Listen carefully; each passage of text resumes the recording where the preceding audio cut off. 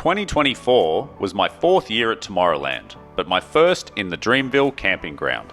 I also stayed in a hotel on the second weekend, so this comparison is about as fresh as they come as we head towards the 2025 Global Journey sales dates. The fundamentals of each experience don't change that much year to year, so I hope this is helpful for many years to come. Now, a couple of disclaimers before I get started. The first, I'm 40 years old, and camping is generally less appealing to me now than my 20-year-old self. But no shade on Dreamville, it's awesome. But some of my commentary and preferences will be from a different perspective than some of you watching. The second is this list is based on global journey packages and most relevant to those traveling in from elsewhere. If you're a local, you can bring your own camping gear, which means better tents, better seats, cooking gear, and large coolers, which means you can be far more self-sufficient with food and drinks. For those flying in from all over the world, all of these extra comforts come with an equally burdensome cost and inconvenience. And the third is that all of my comments around camping are based on the basic Mag Greens packages, with a Tomorrowland tent included. There are many other options like easy tents, camp to camp, and the fancier Montago areas, but I have zero experience with these and they're very tough to secure in the ticket sales. But a lot of what I'm saying will be applicable anyway. So, with all of that in mind, we're now going to look at 13 points of comparison, and I'll keep score along the way. I encourage you to do the same, as you're likely to value things differently from me, and it will help you make a decision if you're still on the fence for which package to go after.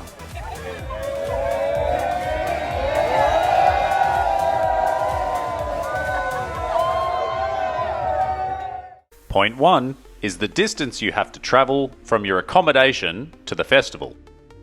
The biggest complaint that I hear from people who have stayed in the hotels is the walk from the Tomorrowland grounds to the bus station. The first time I did this, it felt endless. The last time I did it, it felt easy. Once you know what to expect and you recognize the milestones along the way so you know where you are, I don't think it's too bad. But I also like walking in general. If you don't, you'll probably hate it, especially when you're on increasingly tired legs after each day of the festival. The walk will take you at least 30 to 40 minutes from the front gate, and longer if you're a slow walker. The bus station is a logistical marvel, and you're likely to get straight on a bus and leave shortly after as soon as it fills up. But you then have a 45 to 60 minute bus ride back to Brussels ahead, and a 3 AM arrival on most days. I found that staying in a hotel outside the city centre shortened the trip by 15 to 20 minutes, with the airport hotels especially being much easier to access. However, I think these are only available with the Global Journey flight packages, so keep that in mind when looking at the Global Journey package simulator. The upside to all of this is that it creates space between the end of the party and when you get in bed. That means a lot more time to sober up and hydrate. If you do this, you're likely to wake up in much better shape the next day. And let's face it, you're probably not going to sleep any earlier when you're hanging around in the campsite. This is a marathon and not a sprint, and I've found this to be a good benefit overall, if your feet can handle it. Yes! Back! Left forward! Dreamville is much closer, but the grounds are also huge. It's a 20 to 30 minute walk from the party to the gates of Dreamville, but it still might take you 40 to 60 minutes to get to your tent, depending on how far back you are. But once you get there, you're home. So this is an easy point for Dreamville, but with a strong caveat for those who may be tempted to kick on a little bit too much back at the camping ground. Dream job is a crime. Here we go! Wake me up when it's all over. Let me hear!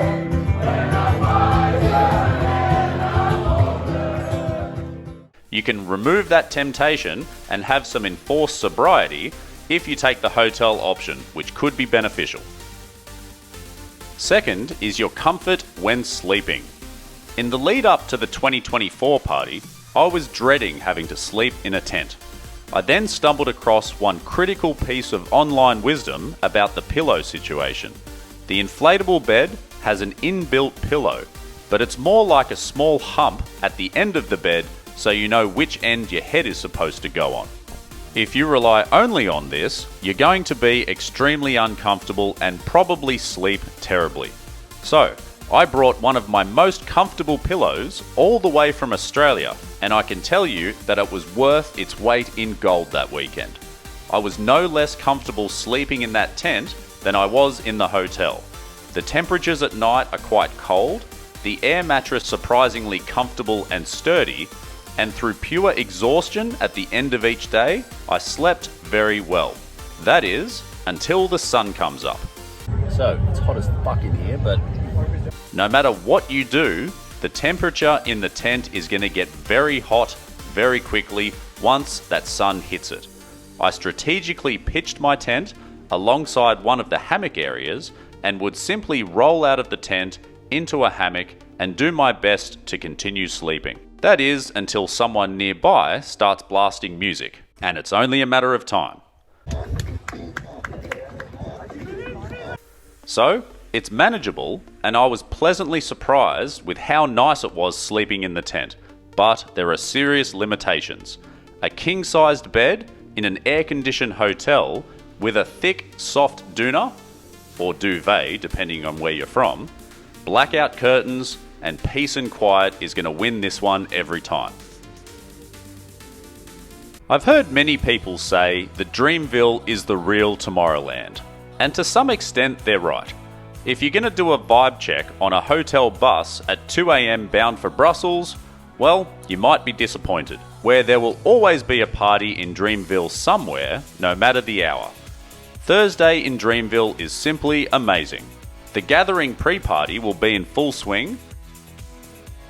There are bars with music playing everywhere, and people are getting settled in and meeting their neighbours for the first time. My tent neighbours became my best friends for the weekend, and I never felt alone. A highlight for me was meeting a large group from the Republic of Suriname, a country that I had never even heard of. Their flag was proudly on display in their camping area, which always makes for an easy conversation opener with most people. Everyone is full of energy, and that carries on through that first morning of the festival. After that, it steadily deteriorates day after day, but it's still a fun place to be over all 4 days, but the partying really does take its toll over time. Unless you're these guys.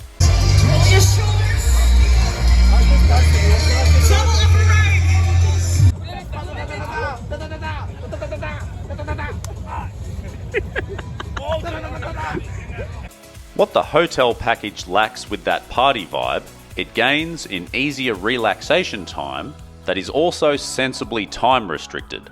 The bus to the festival leaves at a set time each morning, which is usually around midday. And there's only one of them, so if you miss it, you're on your own. This is another common complaint about the hotel packages, but I think it's a big benefit for a couple of reasons. One, it stops you from being lazy and wasting time that would lead to you missing part of the festival. Two, you get to the grounds early and can head to the food areas or bars for a relaxing drink to start the day. And three, you'll come across artists that you may not otherwise go and see. It's a great period of discovery where it's not crowded and you can walk around easily. Of course, this is not for everyone, but I quite like those earlier hours, especially in the Mesa Garden area, where there's specialty food and drinks, and it's just a great, relaxing atmosphere there. Now, back to the vibe. The bus on day 1 is awesome because everyone is pumped. Day 2 and 3 is much more timid on board, but they usually have the first hour of the daybreak session played over the radio direct from the main stage, which I always enjoy while reading my Tomorrowland newspaper of the day, or just closing my eyes and relaxing before things get crazy again. I then head straight to the main stage on arrival for the second hour of that daybreak session, have a beer, and start to warm up for the day. I love the routine of this personally, but Dreamville has to be the winner here by a long way. If I could spend Thursday night in Dreamville and the rest in a hotel, then I think that would suit me just fine. But for now, you have to choose one or the other. So another point to Dreamville. I've already mentioned the gathering, which takes place in Dreamville on the Thursday night. There is a massive stage area right near the Dreamville marketplace, which is far enough removed from most of the camping areas so you can join in as much or as little as you like. They get plenty of big name DJs on the night, but the sets are shorter, generally limited to 45 minutes.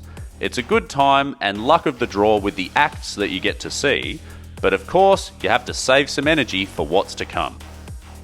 For those staying in the hotels, you have a separate event called Invited Brussels, and despite having a hotel package 4 times, I have never actually been, so I'm commenting on this from a very uninformed position.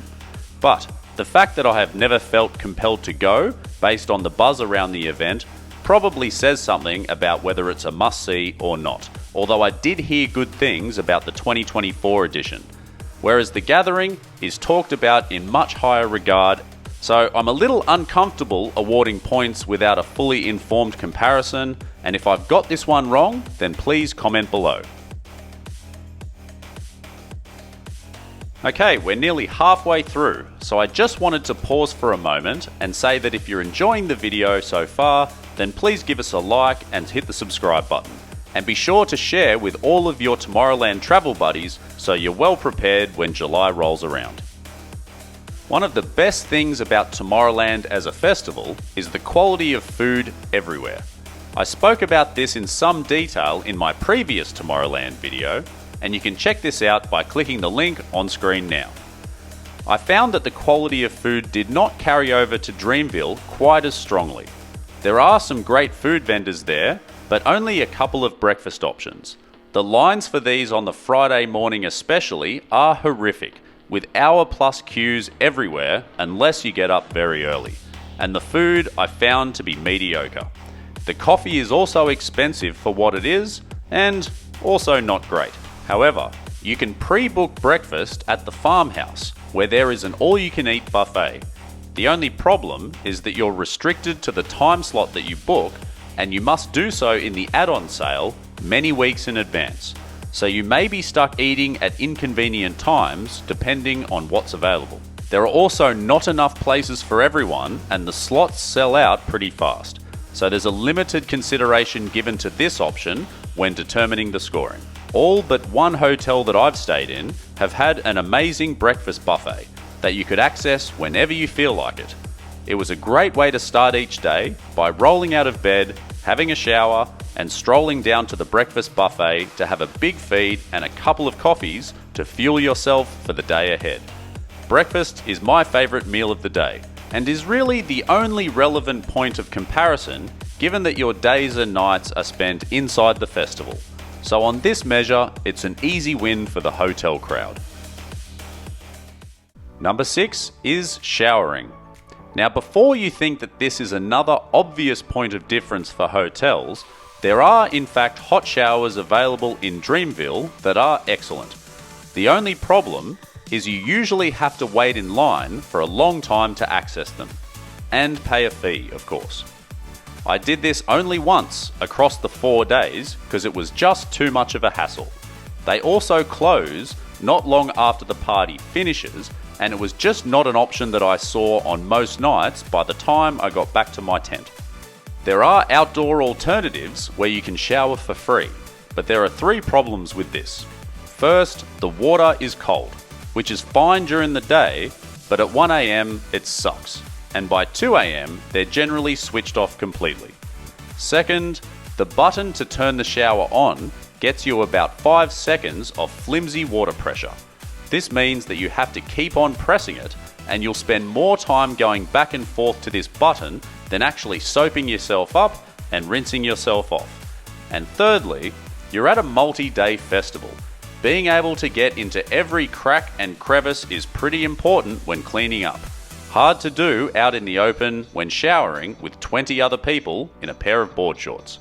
But comfortable showers is not what Dreamville is about. To steal a quote from a fellow Aussie that I met last year, Dreamville is where men are made. Sometimes you've just got to suck it up. As for the hotels, well, you're showering in a hotel. Case closed. After what I just shared, does this even need its own section? Well, yeah, it does. Not because it's a fair comparison, but to share my only useful tip to navigate broadly shared toilets over multiple days. The toilets in the middle of the marketplace are deserted in the early hours of the day. Everyone uses the bathrooms closest to their tent, and many develop long lines. So, if you would like to have a semi-peaceful shit in the morning without having to queue up for half an hour, then just head towards the marketplace. It can be a bit of a walk, but the promise of a toilet that hasn't been used since heavy cleaning overnight is well worth it. And again, a hotel is a hotel. I'll leave it up to you whether you visit the throne before or after that breakfast buffet. But if you're going to down multiple coffees, make sure you have a nice time buffer before stepping on that long bus ride.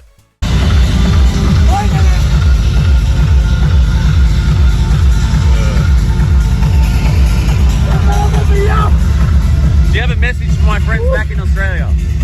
Oh, it's fucking amazing! Cheers, mate. Point number 8 is the amount of walking you're likely to do over the course of the weekend. It would be easy to assume that the long-ass walk to the bus station would see camping as the more efficient option, but it's not that simple. Dreamville is a shorter walk from the tent to the festival, but it will also involve far more walking for just about everything else. You'll have to walk a solid distance to access your locker, to swap over your power bank, to find a bathroom, to eat, shower. You get the picture.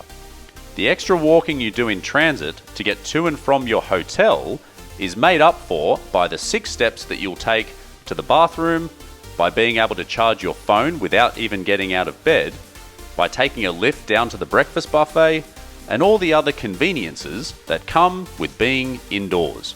Does it all even out? Well, let's look at the stats. Here is my Fitbit step counter for July. No prizes for guessing which days were the Tomorrowland days.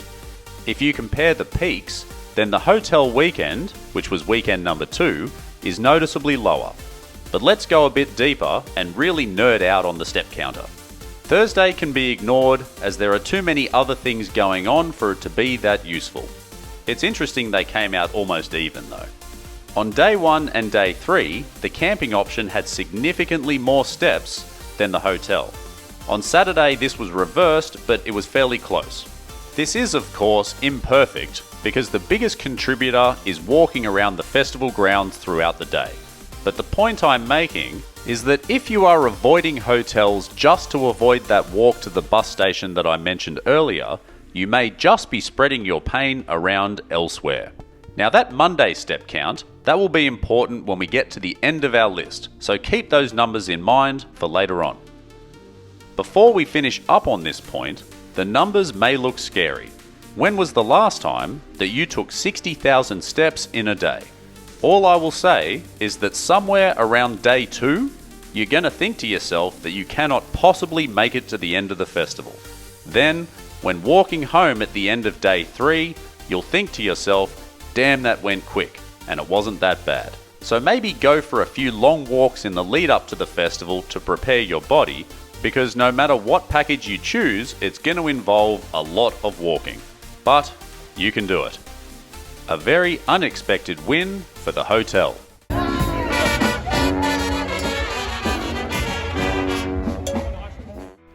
As I've covered already, your day is very regimented with the hotel packages. Yes, you do have the option to leave the party early, and there will be buses available. But who wants to do that? The party ends, you walk to the bus station, you sleep, eat, get back on the bus. Camping, on the other hand, allows you to set your own schedule, and because the festival is just nearby, it's easy to wander over whenever you feel like it. But this is a double-edged sword. On day 2 in Dreamville, I was so comfortable in my hammock and it was very hot outside that I decided to laze about for a bit longer than I otherwise would. There were no acts in particular that I wanted to see early on in the day, so I took my time. I left the tent at about 3:30 in the afternoon, made it to the party by 4. All sounds very reasonable, and if this is your style, then go for it. But for me, what was left of the day went far too quickly, and I felt like I'd shortchanged myself just a little bit. The longer days are not for everyone, and the flexibility might be really important. Just be aware that it also gives you space to be lazier and can cut into your time to just immerse yourself in the surroundings and explore the Tomorrowland grounds. With all that considered, it's another point for Dreamville. For number 10, I wanted to comment on the lines to get into the festival. No matter what your point of entry is, there is a security checkpoint that you must pass through to gain access to the festival grounds. The Dreamville entrance is much smaller, but also has fewer people coming through. On day 1 though, this was packed and very slow, with at least a 30 to 40 minute wait. But on every other day, it was less than 5 minutes to get in, no sweat. The main entrance is for the hotel arrivals and also everyone else. It's much larger, and the wait on day 1 was also very long. A similar time frame to the Dreamville entrance, but probably a bit longer. On every other day, the lines were thankfully much shorter, and anywhere from 5 to 10 minutes to get in. So if you make it through day 1, neither option is really going to influence how your day turns out, but on balance, Dreamville has the edge on this one. A very important consideration most years is the weather. I was spoilt with my 2024 camping experience because we got no more than a few drops of rain, and it was clear skies for most of the weekend. However, this is the only year I've attended Tomorrowland where it didn't rain. One of the best things about the hotel packages is that moment after a rainy festival day where everything is wet to step into a nice warm shower before a warm and dry bed. Returning to Dreamville to either a cold shower or even a hot shower that you have to line up for in the rain, only to return to a tent that is going to get wet inside somehow, is a tough ask, and the risk you run sleeping out in a field. So on this one, it's an easy point for the hotels, and if you really get some awful weather, your Dreamville experience could be compromised significantly. But I'm sure it would still be fun. Comparing the cost is an endless rabbit hole that we could go down. There are so many variations in global journey packages that a thorough comparison is almost impossible. So I'm going to take a very basic example that includes the hotel package that I've booked for 2025 versus the cheapest Mag Greens package that includes a tent. An advantage of the hotel package options is that you can book them without a bus or flight attached. This gives you the most flexibility in your travel plans both before and after the festival and allows you to find your own cost-effective options. If you want to access Dreamville through the Global Journey sale, then you can only do so with some form of transport included, and that adds to the baseline cost. So I've chosen, for the sake of the example, a bus from Amsterdam because it's not far away and one of the cheaper options. So here is the per person cost for both a single and two-person package. As you can see, the differential is much larger for the single person and quite narrow for the couple. On face value, it's reasonable to assume that camping would be cheaper. But remember all the inclusions and conveniences that come with the hotel that would be included in the package cost, whereas in Dreamville, you're going to have to pay for a bunch of extras. Hot showers, breakfast, coffees, lockers, all of these add up, and it's unlikely that a couple is going to come out ahead based on these prices. Whereas a solo traveller, it would almost definitely be cheaper to take the tent package in Dreamville. So, on this one, we split the points, but remember, this is an example only and there are far too many variables to say conclusively which one is going to be the best package for you. The importance of the Thursday is hardly worth commenting on. Whether you're travelling to your hotel or Dreamville, you're going to be so excited and unlikely to care about any inconveniences you may run into.